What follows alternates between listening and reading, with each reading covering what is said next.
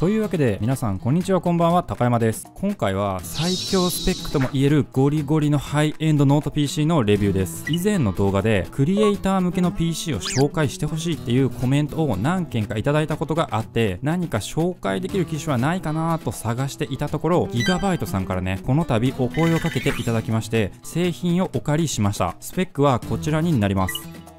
一応ね、スペックが何種類か選択できます。今回はミドルクラスのものをお借りしました。ミドルって言ってもとんでもね性能ですけどね、触る前からワクワクしています。また内容に関してはギガバイトさんから好きなようにレビューしてねと言っていただいたので、悪い面もねがっつり辛口に評価していこうと思います。それでは早速いきましょう。まずはね、見た目を見ていきましょう。今回のエアロ15はクリエイターノートというコンセプトですが、見た目はどっちかというとゲーミングノートに近い印象です。電源を入れると背面の文字が光ったり、キーボードがカラフルだったりと、典型的なゲーミングノートって感じのデザインです。本体サイズは横が約 35.5 センチ、縦が約25センチ、厚みは約 2.2 センチです。15.6 インチのハイエンドノート PC と考えると普通にコンパクトです。ただ重量が 2.2 キロほどあるので、アダプタなどと合わせて持ち運ぶとちょっと重たいかなという印象です。とはいえこのスペック帯では軽い方だと思います。キーボードの配列は至って普通で、特に変な配置は見当たらないです。強いて言うならスペースキーが狭いのが気になるぐらいですかね。キーピッチは縦横ともに約 18mm 程度でちょっと狭いです。キーストロークは 1.5mm ぐらいです。打ち心地は若干硬めでしっかりとしています。あまり音も鳴らないので上品な印象ですね。また僕はキーピッチ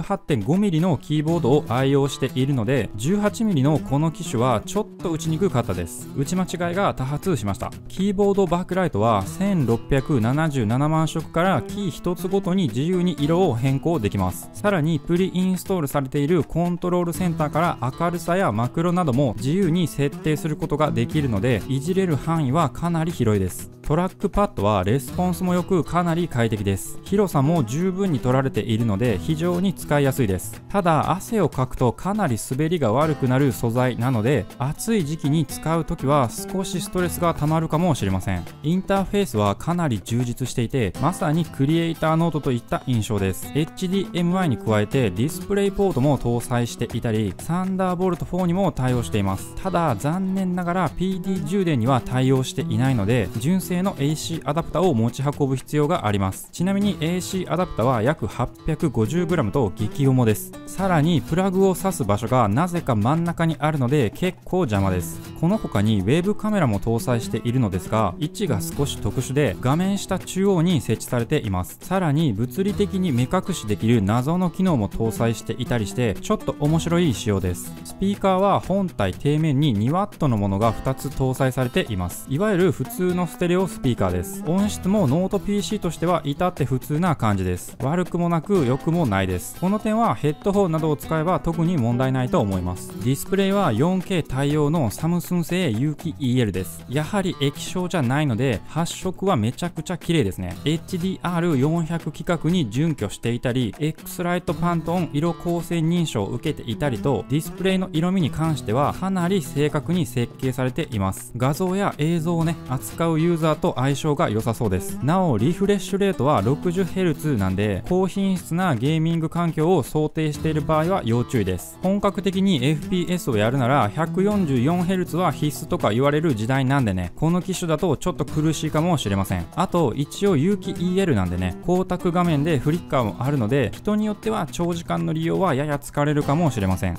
では次にベンチマークを計測していきますが、今回のエアロ15には Azure AI という制御システムが搭載されていて、これをオンにしておくとスコアが少し伸びるので常にオンの状態で計測しました。まずはパスマークパフォーマンステストのスコアです。結果はこんな感じになりました。とんでもないスコアですね。高すぎてよくわからないレベルです。ちなみに僕がメインで動画編集や VR ゲームの制作に使っている自作 PC のスコアはこちらです。もはやエアロ15の方が高性能ですよね。普通にスペックで負けました。これだけの能力を小さなノートパソコンで実現しているのはやべえです。ちなみにシネベンチやサンドラのメモリテストの結果はこんな感じです。特にメモリは 32GB デュアルチャンネルということもあり、めちゃくちゃに速い結果が出ました。さて次はクリスタルディスクマークで SSD の速度を測ります。結果はこんな感じです。はい、とんでもない速度ですね。ランダムアクセスも爆速です。パスマークでも4万超えのスコアを記録していたので超絶優秀です。ソフトウェアのインストールも秒で終わります。次はゲームベンチマークを測っていきます。まずはおなじみのドラクエ10です。結果はこんな感じ。最高品質 4K 画質で実行しましたが、まだまだ余裕がありそうな感じでした。ということで FF14 のベンチマークも実行してみました。結果はこちらです。デフォルト設定のデスクトップ向け高品質で実行しましたが、普通にヌルヌルでした。めちゃめちゃ画質綺麗です。なお本機種に搭載されている RTX3070 の性能をグラフで比較するとこんな感じになります。